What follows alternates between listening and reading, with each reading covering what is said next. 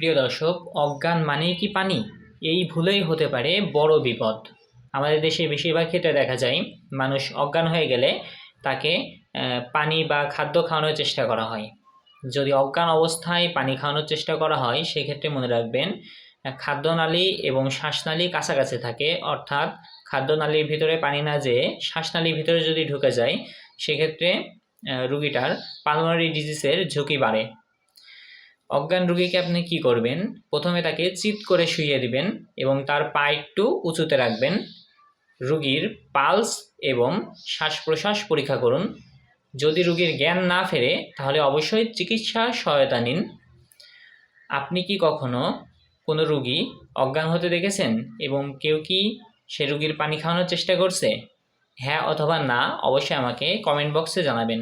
আজকে ভিডিওটি এ পর্যন্তই। সকলে আমার সাথে থাকুন, সুস্থ থাকুন। আসসালামু আলাইকুম।